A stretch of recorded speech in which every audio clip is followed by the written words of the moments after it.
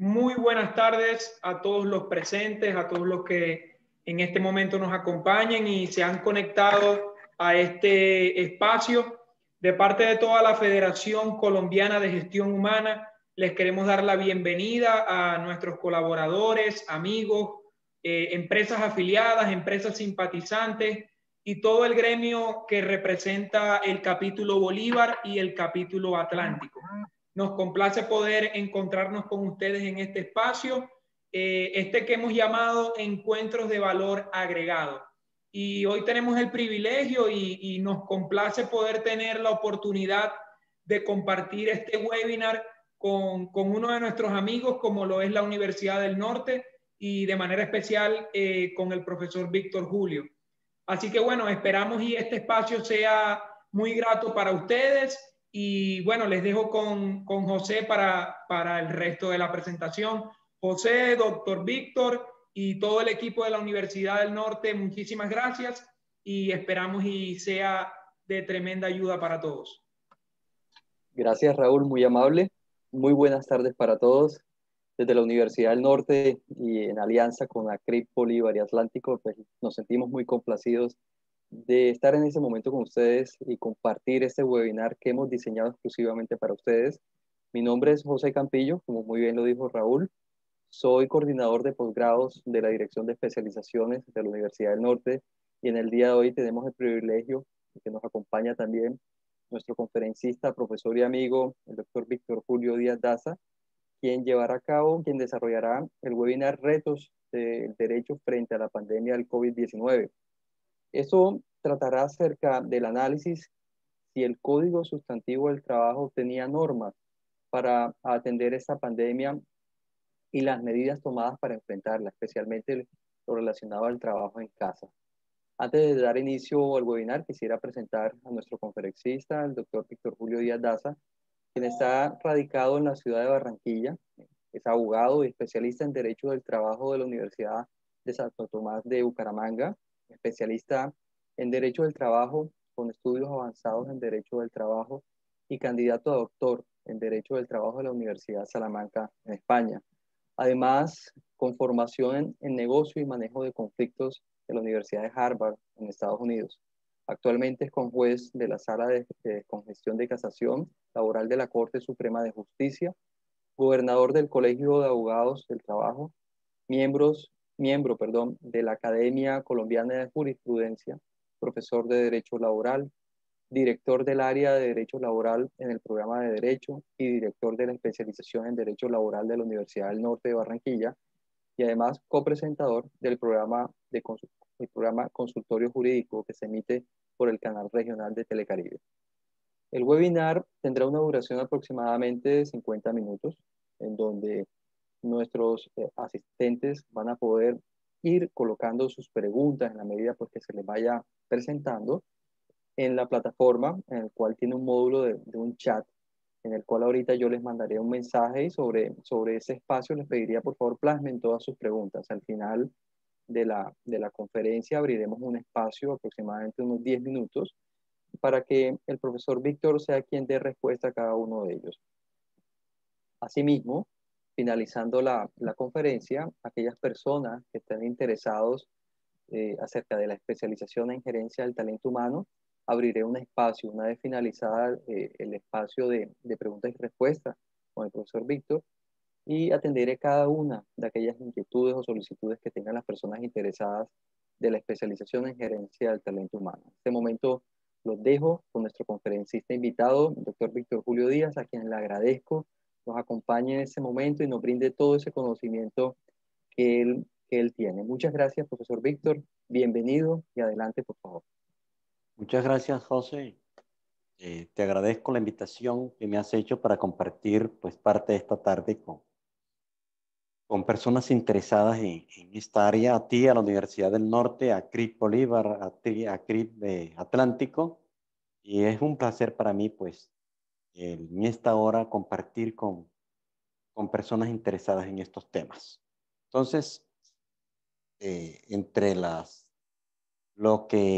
presentación que generosamente hizo el profesor Campillo, está que soy profesor también de en la especialización en talento humano, donde dicto un módulo de 48 horas, en donde hacemos un análisis del código sustantivo del trabajo, dirigido pues a los gerentes del talento humano. ¿Qué debe saber un gerente del talento humano sobre derecho laboral?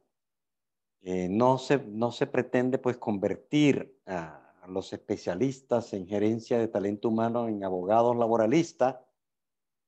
Bueno, la única razón es porque después me dejan sin puesto a mí, pero, pero sí que ustedes tengan el conocimiento, porque el recurso humano tiene un gran marco jurídico que hay que conocer. Y si no lo conocemos, pues nos puede llevar a errores. Y a veces creemos que lo conocemos porque siempre lo hemos hecho así y podríamos estar en un error.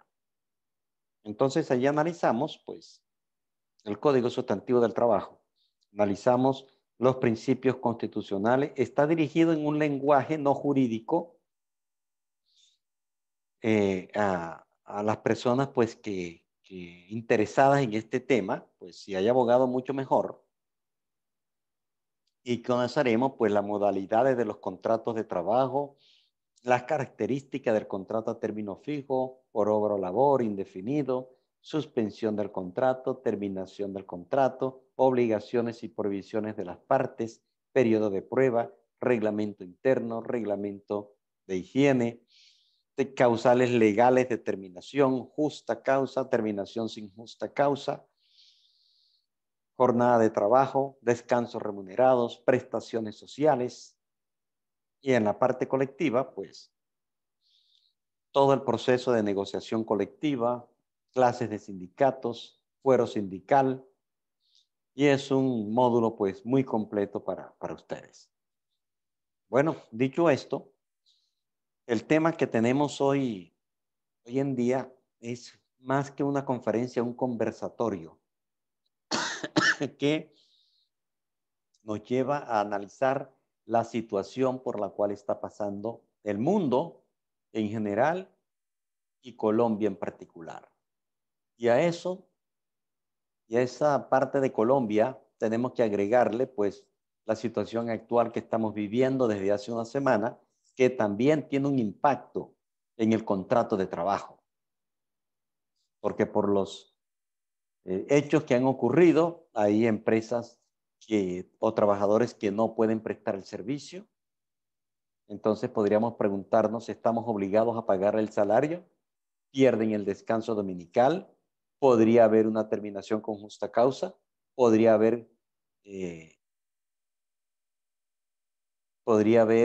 lugar una suspensión, una sanción disciplinaria? Entonces son hechos que nos están afectando dentro del marco del contrato de trabajo, porque inclusive puede llevar al cierre definitivo de la empresa o a suspensión para hacer despidos colectivos, para hacer el cierre. Entonces son hechos que se nos presentan, que no tienen que ver con el derecho laboral, pero que tienen un gran impacto en el derecho laboral. Derecho laboral consagrado entre nosotros en un código sustantivo del trabajo que viene de 1950. Entonces, hace 70 años tenemos un código, cuando la realidad política y social, económica de Colombia, de las empresas, era distinta a como la tenemos hoy en día. Entonces, tenemos que tratar de ajustar esas disposiciones a la situación real, porque en el camino pasaron muchas cosas después de la expedición del código. En el camino se expide, que ya les dije que el código viene de 1950, y que curiosamente, uno de los hechos que hizo nacer o consagrar el derecho laboral en Colombia como hoy lo entendemos, fue un hecho que se presentó en 1944, pensando en la actual situación política del país. Diferente, pero en esa época fue más grave porque intentaron dar un golpe de Estado y apresaron al presidente de la República, que era Alfonso López Pumarejo, y a su ministro del Trabajo, que era Adán Arriaga Andrade. Y lo tenían allá unos militares en Pasto, tomando, embriagados, haciendo tiros al aire. Ellos estaban en un segundo piso, con un piso de madera, que cualquier bala podría matarlos. Y el presidente le dijo a su ministro del Trabajo, si salimos vivos de estas, necesitamos hacer profundos cambios en la legislación laboral. Salieron de esos vivos, se expidió la ley sexta de 1945, que es la base de nuestro código, y después 1950. Entonces el código fue expedido en unas circunstancias, en unas condiciones difíciles para el país. Difíciles para el país. 1950, 1948 asesinaron a Jorge Eliezer Gaitán y también eso tuvo un gran impacto en la realidad del país. Entonces se expide este código tratando de solucionar no solamente un problema laboral, sino social. Código que se vuelve más exigente en 1965 con el decreto 2351, que se flexibiliza con la ley 50 de 1990, que se expide la Constitución en 1991, y en donde en su artículo 53 le ordena al Congreso que expida el Estatuto del Trabajo, que no lo ha hecho 30 años más tarde. Y en donde una Constitución donde desde el preámbulo al artículo primero, el artículo 25, el artículo 39, el artículo 53, consagra el trabajo como un valor, como un derecho fundamental de nuestra sociedad, en donde ese trabajo, de pronto menospreciado en su momento, llegó hoy en día a tener consideraciones constitucionales e internacionales. ¿Por qué internacionales? Porque nuestra legislación no solamente es el Código Sustantivo del Trabajo, sino también todos los convenios de la OIT que han sido ratificados por Colombia.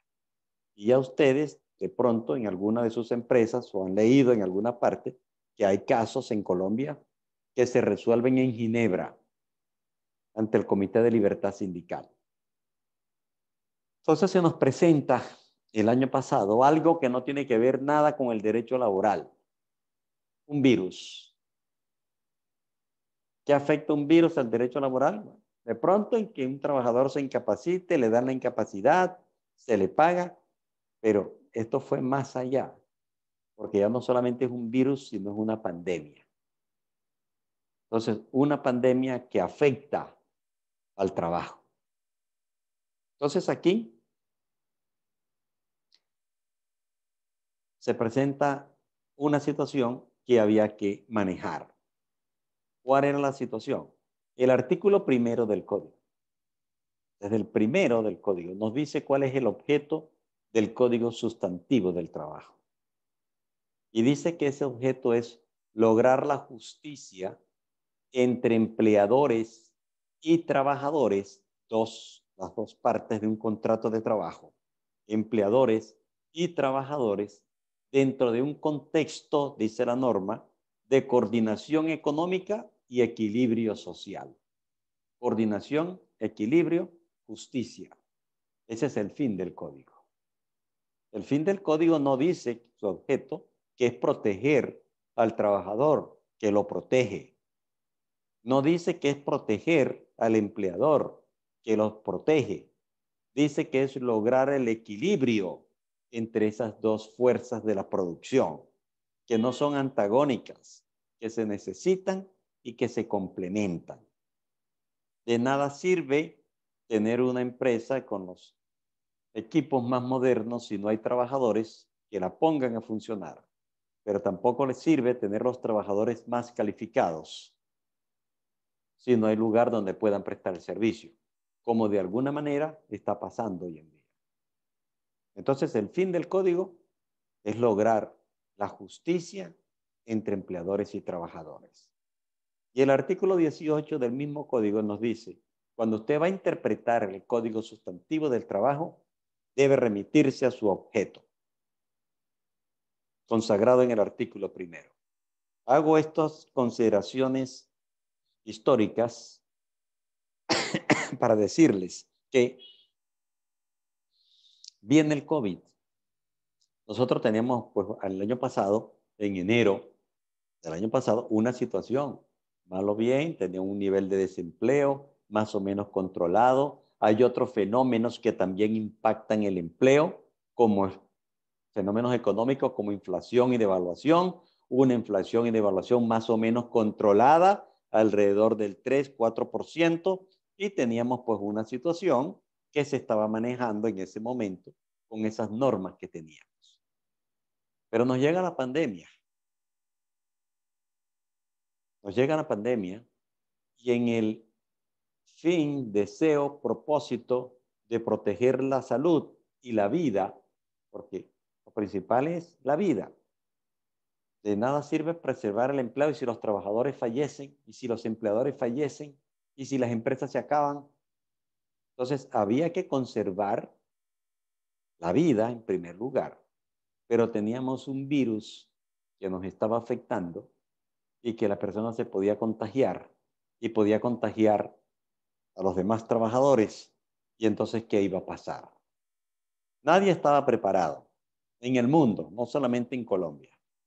Entonces, ese código de 70 años, que todavía está vigente, tenía unas normas. ¿Cómo enfrentar esa situación? Porque desde que se expidió el código, no habíamos tenido una situación semejante, similar. Habíamos tenido crisis, pero no la que tenemos hoy en día.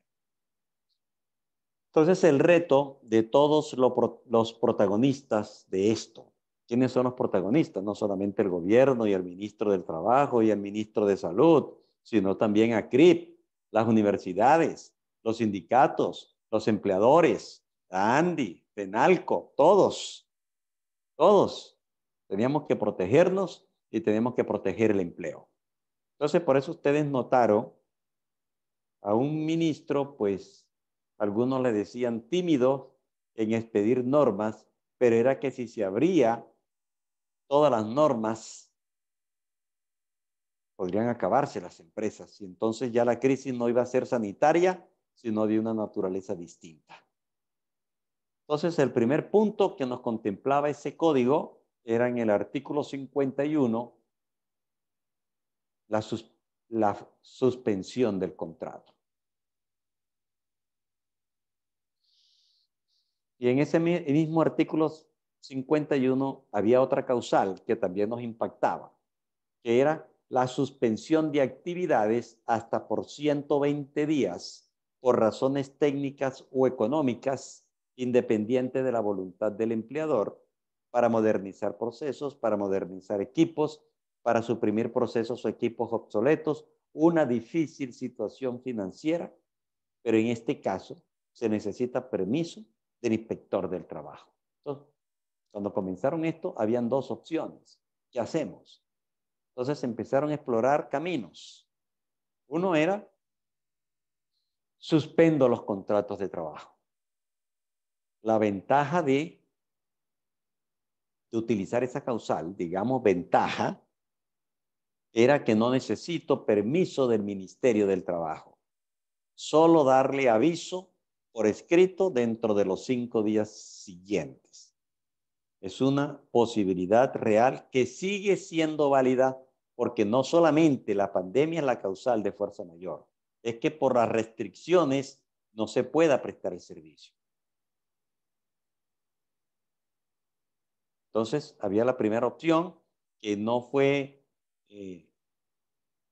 publicitada expresamente por el Ministerio del Trabajo porque tenía temor a que todos los empleadores, en su deseo de protegerse, la utilizaran y se quedara el trabajador porque durante la suspensión del contrato no había lugar al pago de salarios.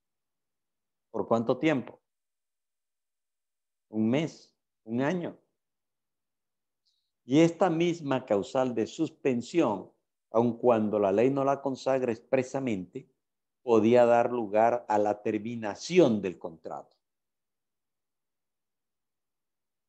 Por ejemplo, una causal expresa o típica de fuerza mayor es un hecho de la naturaleza, un terremoto, un maremoto. Entonces, un evento de fuerza mayor son eventos imprescriptibles, eventos imprevisibles e irresistibles. Yo no sé si va a temblar en algún lugar. Y si empieza a temblar, no puedo hacer nada por evitarlo. Pero eventos como los que están pasando hoy en día en Colombia también pueden ser considerados como de fuerza mayor, porque son las guerras o conmociones interiores o exteriores, en la medida en que impactan el empleo. Por ejemplo, ¿qué van a hacer ahora los supermercados que fueron saqueados? Los trabajadores de ese local. Sus contratos se suspenden. Se suspenden. Entonces, esa medida, pues todavía la traigo porque puede estar siendo válida todavía en ciertos casos. Repito, no solamente es el hecho de la pandemia, sino también la imposibilidad de prestar el servicio. Por ejemplo, la podrían alegar hoy en día los bares. Los bares no pueden funcionar porque la ley se los prohíbe. ¿Qué hace un bar que hace un año no funciona? ¿Cómo pagan los costos fijos? Porque también estando suspendido el contrato hay que pagar seguridad social en la parte que corresponde al empleador.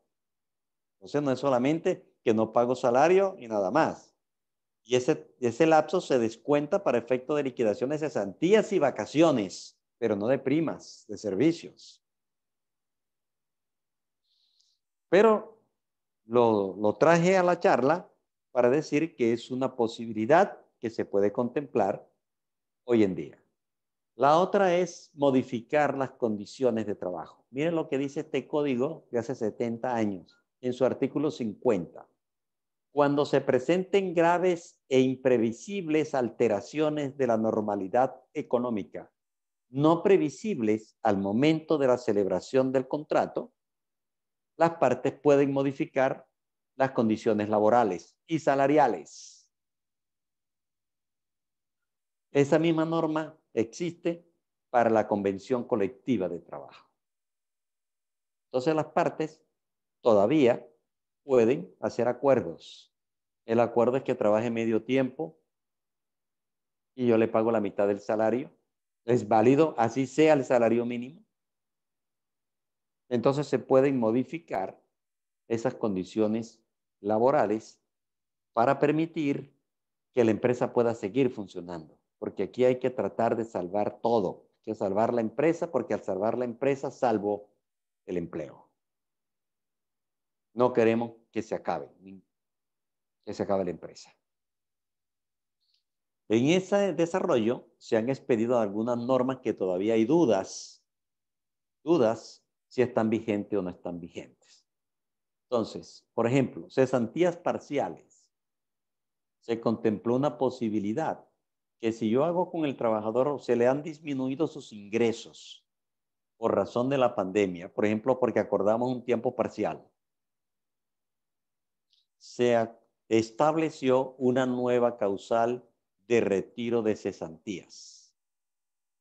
Y es que el trabajador puede retirar mensualmente, hasta cuando se le acaben las cesantías, la diferencia entre lo que venía recibiendo y lo que recibe hoy en día. Esa es una certificación que hace el empleador al fondo de cesantías solicitando la entrega. No se puede retirar toda, no se puede retirar por sumas mayores. Son pagos parciales hasta cuando se retiran y siguen siendo válidas, por supuesto, las otras causales de retiro de cesantías establecidas en la ley para compra de lote, para construir en ese lote, para compra de vivienda, para remodelar esa vivienda, para liberarla de gravámenes, para estudios del trabajador o su familia, causales que siguen siendo válidas para el retiro de cesantías, no por la pandemia, sino porque son normas generales que se tienen. la autorización o el permiso para poder desempeñar trabajos en altura. Entonces, pues, no es fácil hoy en día hacer el trámite y se han expedido una extensión de los contratos, de los permisos que estaban vigentes hasta cuando termine la pandemia. O sea, un tiempo, un mes después de que termine la pandemia. Entonces, afortunadamente, pues se expidió esa norma porque si no la persona que trabajaba en altura no podía trabajar porque no tenía el permiso, pero no le daban el permiso porque no estaban expidiéndolo. Entonces, pues fue una medida razonable, sobre todo dirigido pues para esta clase de trabajadores. La otra causal, lo otro que se modificó porque estando en estas emergencias sanitarias, el presidente de la República puede expedir normas para combatirla, para atenderla, pero no puede desconocer derechos de los trabajadores. Eso lo dice la Constitución. Entonces, por ejemplo, ¿qué hizo? Una de las opciones que estaba dando el Ministerio del Trabajo era, ¿por qué no le da vacaciones a sus trabajadores? Si el trabajador, pues, va a recibir dinero y usted una obligación que tenía que cumplir, la puede cumplir y la puede también anticipar. Le da las vacaciones del 2020 y le da la del 2021. Había un inconveniente y es que cuando comenzaron a expedirse estos aislamientos obligatorios, eran por 15 días y los extendían por 15 días y yo para poderle dar vacaciones al trabajador le tengo que notificar con 15 días de anticipación. Entonces yo le iba a dar las vacaciones en 15 días, le daba el preaviso hoy, entonces se pidió un decreto que dice que ese aviso es con un día de anticipación. Uno cree pues que eso está superado porque la intención de esto fue que el trabajador no se quedara sin dinero y que ya tenía unas vacaciones causadas se la reconocieran. Pero precisamente pues esta semana un cliente le dio las vacaciones al trabajador y el trabajador se quejó diciendo pues que él no las había pedido, que no le habían dado los 15 días y que además las vacaciones son para que él descanse, para que se vaya a un lugar, a un hotel con su familia. Pero ¿qué vacaciones van a hacer si es que él tiene que estar encerrado y no puede descansar? Entonces, que eso no son vacaciones, pero lo son. Lógicamente, hay que mirarlo desde los dos puntos de vista. Primero, el empleador estaba dentro de la ley. Puede dar las vacaciones porque quien señala la fecha de las vacaciones es el empleador. Cumplir con un requisito, que le avise con la debida anticipación. Y hoy en día la debida anticipación es un día. Norma que está vigente. Se presentó entonces el hecho en donde, como el trabajador estaba laborando desde su casa, ya no tenía por qué estar utilizando transporte y aquellos trabajadores que por ley tienen el auxilio de transporte, es decir, aquellos que devengan hasta 2 salarios mínimos legales mensuales. Entonces, los empleadores dijeron, ya yo no tengo que pagar auxilio de transporte porque el trabajador está en su casa. El Ministerio del Trabajo entonces expide un decreto estableciendo el auxilio de conectividad. Entonces dice, en la misma cuantía y a los mismos trabajadores que tienen derecho, o sea, aquellos que devengan hasta 2 salarios mínimos legales mensuales, usted les debe pagar un auxilio de conectividad. Entonces, y si es mixto, por ejemplo, el trabajador va 2, 3 días a la semana y el otro día en su casa, pues cuando va a trabajar tiene derecho al auxilio de transporte con las mismas consideraciones. ¿Cuáles son las mismas? Que aun cuando no constituye salario, se considera como salario para efectos de liquidación de prestaciones sociales. Otra medida que tomó el gobierno, el presidente, para poder buscar un respiro a esta difícil situación fue el decreto 558 del 2020 relacionado con la cotización a la seguridad social. Ustedes saben que se estableció que solamente había que pagar el 3% de la cotización. ¿Para qué? Pues para que se tuviera un respiro. Sí, el trabajador también, pero menos. Ustedes saben que el trabajador paga el 4% en salud y pensión, pero más el empleador. Entonces, se expidió que en esos meses, pues no pagara la seguridad social completa, sino que pagara solamente un porcentaje inferior. Ese decreto, para poderlo aplicar o todos estos decretos que se expiden tienen que pasar después para la revisión de la Corte Constitucional, para que diga si estos decretos desconocen algún derecho de los trabajadores o no. Entonces la Corte lo revisó y en sentencia 258 del 2020 dijo que la norma desconocía derechos de los trabajadores y que por lo tanto no se podía aplicar. Pero ya se había aplicado. ¿Qué hacíamos? Entonces la Corte dijo, bueno, el gobierno tiene que reglamentar la forma en la cual se va a pagar esta suma, sobre todo pues ahora que cada vez tenemos menos dinero y entonces, ¿cómo se van a pagar? Entonces, dijo el decreto expedido por el gobierno para atender este asunto, que se tiene 36 meses para pagar lo dejado de pagar, contados a partir del 1 de junio del 2021, sin lugar a mora. Entonces ya sabemos que el mes entrante ya tenemos que pagar no solamente la seguridad social correspondiente a mayo, sino una parte, porque son 36 meses dividido entre 36 sin intereses para pagar. De eso que haya que pagar en esos 36 meses, el empleador pagará el 75% y el trabajador pagará el 25%. Los trabajadores independientes, pues, pagarán el 100%. Aquí surgía una duda. Para poder hacer descuentos del salario del trabajador, se necesita la autorización del trabajador o la autorización de un juez en caso de embargos o la autorización de la ley. Por ejemplo, seguridad social. Pero se discutía, el empleador puede descontar la suma que mensualmente tiene que descontar.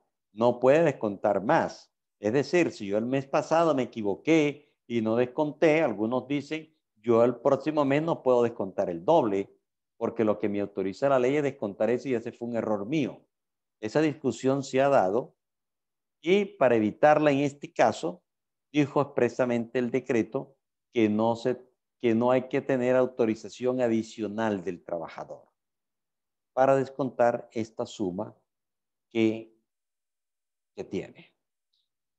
¿Con qué ingreso base de cotización se va a hacer ese pago? Pues con el que correspondía, con el que tenía el trabajador en ese momento.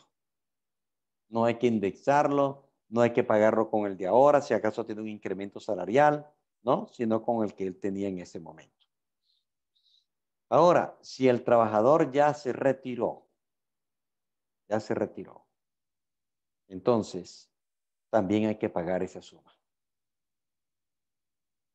Hay que pagar esa suma que corresponda, porque si no, al momento en que el trabajador se vaya a pensionar, va a salir este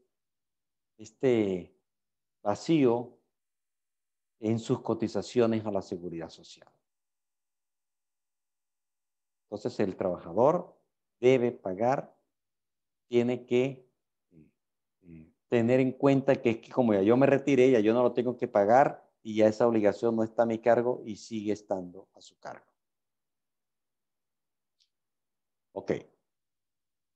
Otra cosa que hizo nacer o que hizo buscar fórmulas, alternativas, posibilidades, opciones para ver cómo se manejaba esto. En principio, como nadie podía salir, lo que se dijo fue, se trabaja en casa. Lo que pasa es que, ¿cómo sería la figura para ir a trabajar en casa? ¿Por qué digo cómo sería la figura? Porque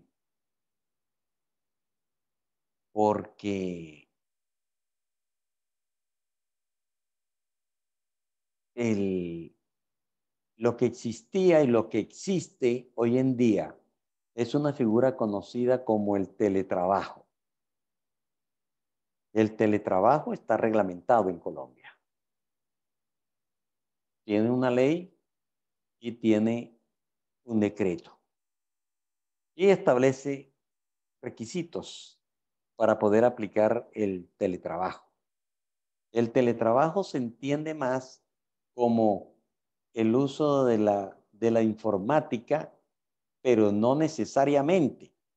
O sea, el teletrabajo es una persona que trabaja con el computador, pero también en el mismo código estaba otra figura que era el trabajo en casa, el trabajo a domicilio, que no tiene que ver nada con la virtualidad. Este código hace 70 años. ¿Cuál era el trabajo en domicilio? Por ejemplo, unas empresas, sobre todo en Antioquia, producen jeans.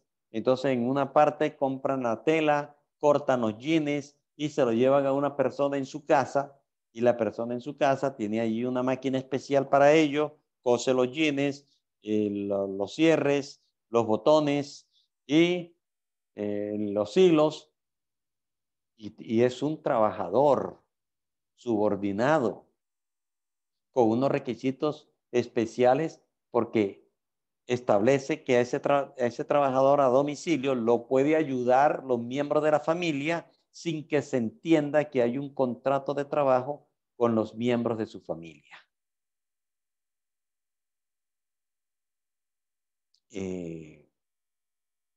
Entonces esas dos figuras, trabajo a domicilio y el teletrabajo, lo que se ocurrió, lo que se pensó fue que la persona se quede en su casa, tiene un computador, utilice el computador, utilice el internet y trabaje.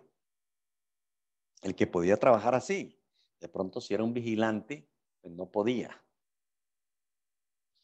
Entonces, aplicar el teletrabajo, si nos íbamos al teletrabajo, había que tener dentro del reglamento interno de trabajo un capítulo, y aquí les recomiendo que revisen su reglamento interno de trabajo, y si no lo tienen, inclúyanlo, porque esta es una posibilidad cada vez más real que se va presentando, que se está presentando para que quede ya con esa cobertura que debe tener, o con ese sustento, porque para poder tener trabajo, el teletrabajo, hay que tener el capítulo en el reglamento. Hay que darle aviso a la administradora de riesgos laborales, que vaya a la casa del trabajador, que vea la ventilación, que vea la iluminación, que vea dónde se va a prestar el servicio, las condiciones, posibilidades de que pueda tener un accidente de trabajo allá, porque ahí el teletrabajador también puede tener un accidente de trabajo. Entonces, no encajaba realmente toda la figura en el teletrabajo, pero lo dieron como una opción, primero en una circular que expidió al Ministerio del Trabajo inicialmente, y ya después se sometió a aprobación de una ley, porque, como repito, no se podía desmejorar los derechos de los trabajadores, y no había en la legislación laboral colombiana un tema, una reglamentación del trabajo en casa. Lo hicimos inicialmente sin tener nada, pero ya después se presentó un proyecto de ley que ya se convirtió en ley. Hemos visto aviso de prensa. Yo estuve hablando con la viceministra de Relaciones Laborales sobre el tema.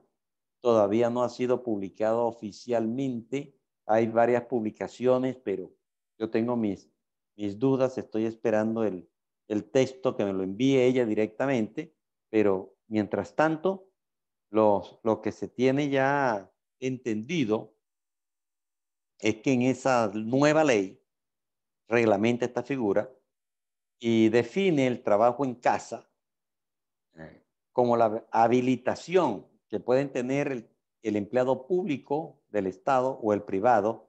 Y esto es curioso, porque la legislación laboral, el Código Sustantivo del Trabajo, no se aplica a trabajadores del Estado. Hay unas normas que sí, por ejemplo, la maternidad. Entonces, o el acoso laboral. Pero esta se estableció que era para empleados públicos o trabajadores privados, pero dice algo que es para que desempeñe transitoriamente sus funciones o actividades laborales por fuera del sitio donde habitualmente la realiza. Entonces, aquí la primera advertencia es que parece, después habla de 3 meses, parece que no se quiere que es que el trabajador permanentemente va a estar de ahora en adelante en su casa, sino que sea una medida temporal. Dice la ley, además de hablar de esa transitoriedad, que no se puede modificar la naturaleza del contrato. O sea, no se puede decir, tú ya no vas a tener un contrato de trabajo, sino un contrato de prestación de servicio, ¿no? Sigue siendo el mismo contrato de trabajo. No se pueden desmejorar las condiciones del contrato de trabajo. ¿Las condiciones cuáles son? La jornada de trabajo, el salario, los beneficios extralegales que tiene el trabajador. Y esto se puede hacer cuando se presenten circunstancias ocasionales, excepcionales o especiales que impidan que el trabajador pueda realizar sus funciones en su lugar de trabajo. Por ejemplo, los hechos actuales nada tienen que ver con el COVID, pero son hechos especiales que impiden que el trabajador se desplace. No hay transporte público o limitado. Y dice, privilegiando el uso de las tecnologías. O sea, no es como el teletrabajo, que es básicamente mediante el uso de las tecnologías. Aquí no necesariamente. Yo le puedo llevar, por decir algo, a alguien que archiva 20 cajas todos los días a su casa y ella en su casa lo hace. No necesariamente tiene que ser mediante el uso de las tecnologías, de la información y de las telecomunicaciones. Entonces, es claro que no es lo mismo el teletrabajo que el trabajo en casa. Aquí hay que respetar el derecho a la desconexión laboral. Y esta es una recomendación que se las doy desde ya a todos en el teletrabajo y en esto. El trabajador tiene que desconectarse laboralmente. Tiene derecho a que se le respeten los horarios de trabajo pactados. No es que ahora, porque yo le puedo escribir una reunión a las 7 de la noche, a las 8 de la noche, el domingo a las 3 de la tarde. No, el trabajador sigue teniendo su jornada de trabajo y hay que respetarle esa desconexión que él debe tener, porque también se respetan otras obligaciones que es como la familia y el descanso que tiene el trabajador y la posibilidad de tener enfermedades mentales, depresiones, todo el día encerrado en la casa. Aquí hay que establecer que el empleado puede disponer de sus equipos, él es el que va, el computador es del trabajador o no, el internet, las herramientas que se acuerden, pero, o que se necesiten, pero hay que hacer un acuerdo con el empleador.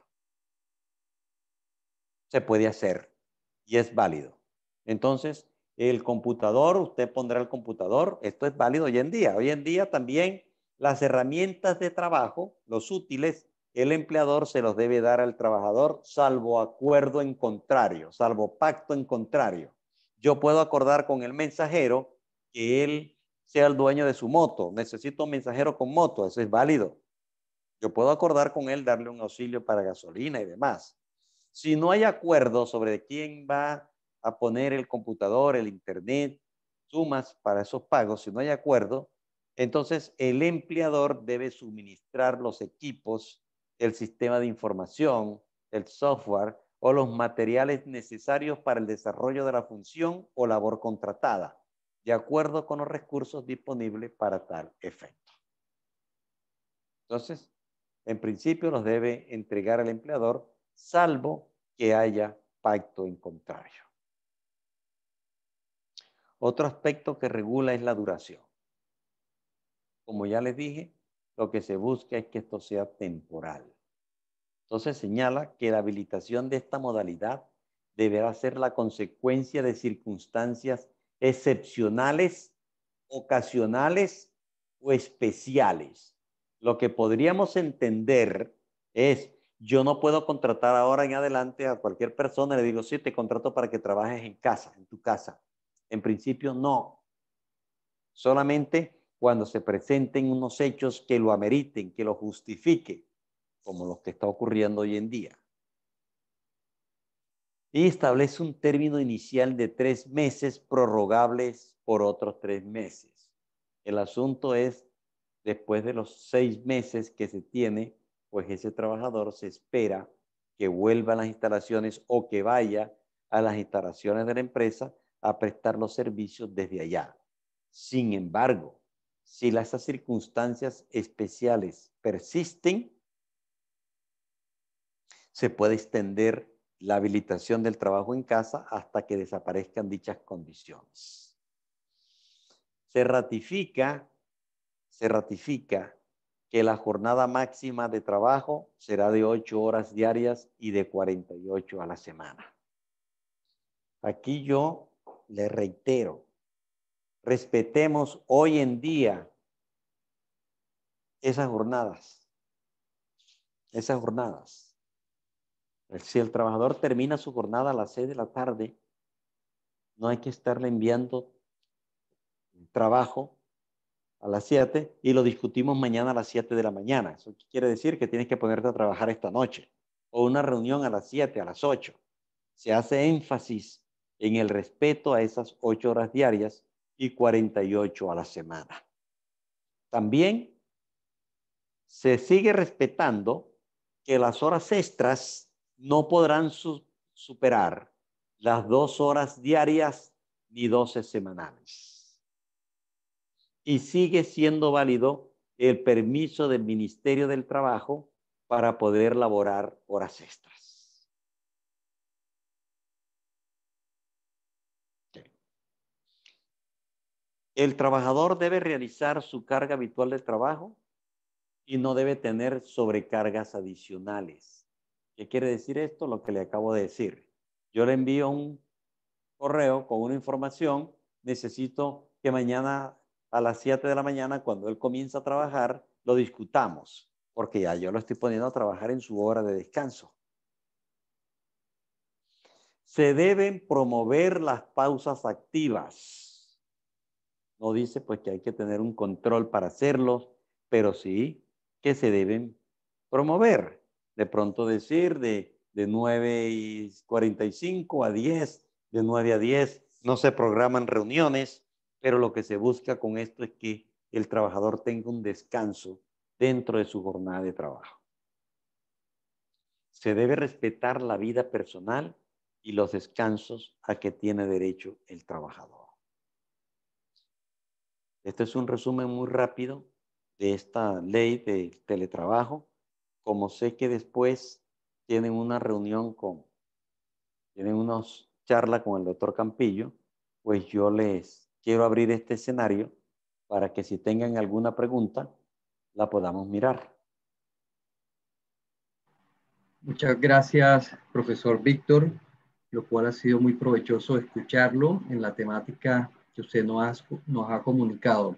Me permito en este momento leer alguna pregunta que tengo acá en el chat. Y en este momento quiero invitar también a nuestros participantes a que hagan las preguntas. Y quiero también compartirles algo mientras nos escriben las preguntas, que este webinar es una iniciativa de los programas de especialización en gerencia del talento humano ofrecidos en Barranquilla y en Santa Marta. Les recuerdo que una vez finalizada este espacio de preguntas y respuestas, voy a quedarme con aquellas personas que puedan estar interesados en conocer un poco más acerca de la especialización. Entonces, me permito en ese momento, profesor Víctor, a leer preguntas. Bueno, en ese momento tengo una pregunta de la señora Rosalía Niebles Escorcia. Ella expresa lo siguiente: buenas tardes. Dice, cuando la empresa está exenta de cancelar el porcentaje que corresponde a la EPS, ¿cómo se hace con el aporte que corresponde al empleado? ¿Lo asume la empresa? Una buena pregunta. La ley no dice nada al respecto. Mi recomendación sería, se le da el mismo tratamiento como si el contrato estuviera vigente. Entonces, si el contrato está vigente, pues lo mismo, o sea, si está vigente porque sigue vigente. O sea, quiero decir es lo que se hubiera hecho si no se hubiera expedido esta norma. Porque esta norma para efectos legales desapareció del ordenamiento jurídico. Entonces es como si no hubiera existido y por lo tanto hay que hacer el tratamiento, el mismo trato como si la norma nunca hubiera existido. Perfecto, doctor Víctor. Acá hay una segunda pregunta también. Dice, si gano más de 2 salarios mínimos y estoy laborando desde mi casa, ¿mi empleador estaría obligado a pagar el auxilio de conectividad o debe asumirlo el trabajador? No debe pagarlo. No debe pagarlo porque el auxilio de conectividad, como dije al comienzo, fue como una manera de compensar la pérdida del auxilio de transporte. Y el auxilio de transporte tienen derecho quienes devengan hasta 2 salarios mínimos. Entonces, si la trabajadora devenga más, no tendría derecho al auxilio de transporte y por lo tanto no tendría derecho al auxilio de conectividad. No es que deba asumirlo, sino que no lo tiene. Y como ya dije, se puede acordar con el empleador que sería lo más justo, porque hay normas que no están aquí, que no los he dicho porque son normas generales. Por ejemplo, el contrato de trabajo tiene que ejecutarse de buena fe, y obliga no solamente a lo que se acuerda, sino a lo que emana de su naturaleza. Si el trabajador no estuviera en su casa, sino que estuviera en la oficina, en las instalaciones de la empresa, estuviera consumiendo la luz y el internet de las instalaciones de la empresa. Si está en su casa, de pronto tiene que necesitar un plan superior, pagar suma más. En mi opinión, debe haber un acuerdo para que se compense esas diferencias de gasto que va a tener el trabajador por trabajar desde su casa, pero como dije, la ley que reglamenta el trabajo en casa dice que eso tiene que ser acuerdo entre empleador y trabajador. Si no hay acuerdo, lo asume el empleador.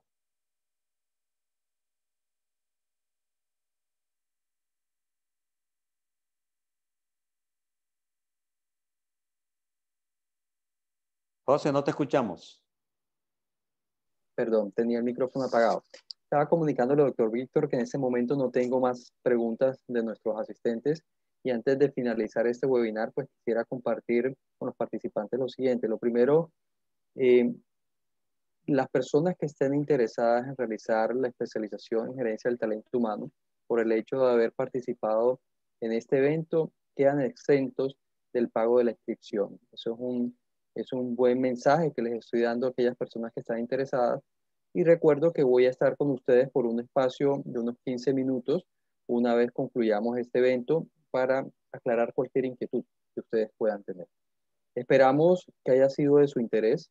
Los invito a que apliquen todos los tips que nuestro conferencista, nuestro profesor Víctor Julio Díaz Daza nos ha comunicado y permitirnos a nosotros desde la Dirección de Especializaciones acompañarlos en su formación académica a nivel de especialista. Agradezco también a nuestro conferencista, profesor Víctor, muchas gracias nuevamente por acompañarnos, a nuestro aliado ACRIP Atlántico y ACRIP Bolívar, en cabeza de Raúl Zuleta. Muchas gracias también por acompañarnos. a todos nuestros asistentes, al equipo de la Dirección de Especializaciones, Mercadeo y de TICS que están detrás de este evento y que nos han apoyado siempre para que esto sea exitoso. Les recordamos también seguirnos en nuestras redes. Estamos en Instagram, en Twitter, Facebook, YouTube, LinkedIn. Muchas gracias. Les deseamos una feliz tarde a cada uno de ustedes. Muchas gracias. Y me quedo con las personas que estén interesadas en conocer un poco más de nuestro programa de especialización en gerencia del talento humano. Nuevamente, gracias. Muy amable. Gracias, José. Buenas tardes para todos. Buenas tardes, profesor Víctor. Gracias de nuestra parte también, José, y a todos. Gracias a ti, Raúl, por acompañarnos. Muchas gracias.